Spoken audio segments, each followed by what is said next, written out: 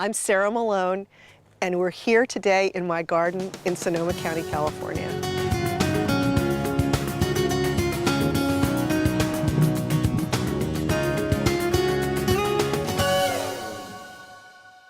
Every garden, I think, reflects the personality, the wishes of its maker. And in this case, my main goal is that I wanted a garden that I could enjoy all year round. This garden was started by me in early 1998, and there was not a single plant here when I got here, with the exception of the large oak and a couple of eucalyptus.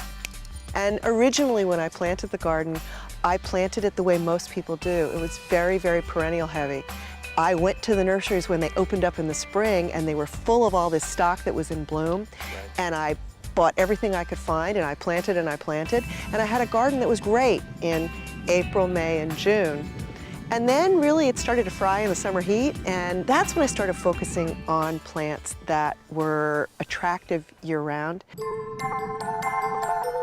Winter is very red. We're kind of coming off the winter here. There's lots of red bracts, red berries, red stems.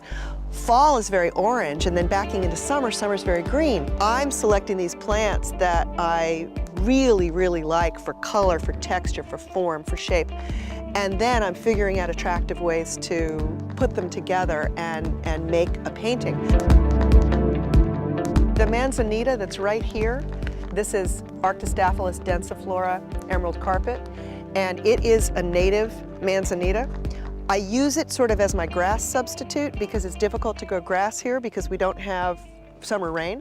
There are a lot of plants here in the garden that are readily available and that I can get from places like Home Depot, for example. This right here is a coprosma called plum hussy, and you can see here in the wintertime, it's this beautiful, beautiful, deep, plummy purple. This here is a euonymus. Again, very, very common. This one's called emerald and gold. With the trees and shrubs, they require much less maintenance, and the maintenance that there is less time sensitive. I do confess that I had a lot of roses for a long time. You know, I have a bit of a soft spot for the roses because they're great to cut and bring in the house. And last year I finally took out most of them. So now I've got about a dozen. I kept the ones that were most choice, and it's not that big a problem for me to get those pruned, you know, give them a quick shot of Miracle-Gro and get them going so that they're good for the rest of the season. This is Leucadendron Safari Sunset with this beautiful, beautiful red bract here, and that red color's also picked up in the stem. Stems actually are one of my favorite things on plants. That's another way to add interest to the garden in the winter, is to pick plants that have really interesting textured bark or stems. This is actually a Cryptomeria, Cryptomeria japonica. They come from Japan. This particular one is called Elegans compacta. But what they share is a common tendency to turn color when it gets cold out. So if you just look with me here, look at this green. This is the color that this Cryptomeria is in summertime. This is a Picea abies pendula, which is essentially a weeping spruce. I really think it looks like a creature. I think it's got incredible personality. It's got tusks and it's got ears and it seems to sort of have a hunchback, and you can prune conifers and have all kinds of fun. This one I think is particularly graceful in the wind. This is a Cape Rush. It comes from South Africa. It looks like this all year round.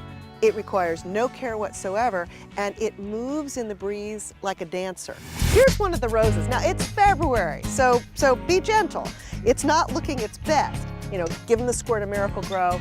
Let nature do the rest, because the day length and the warmer temperatures will get them really going. This is a garden that's really all about foliage and texture.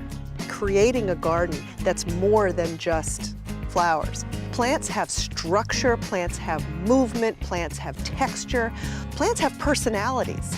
And flowers are great, but we don't go out every day just dressed in jewelry. You know, we need to have clothing and shoes, etc. as well. And the plants really are that clothing. The flowers are the jewels. Whether it is me and my friends here in the garden working together, and now with the internet, there are all kinds of opportunities to have a gardening community that's a virtual community where I get just as many good ideas as I do from my friends. Whether it's Garden Web, which is probably my favorite internet gardening community. There are all kinds of ways to share a passion, which clearly we all enjoy. And frankly, I'd rather hang out with gardeners than anybody else.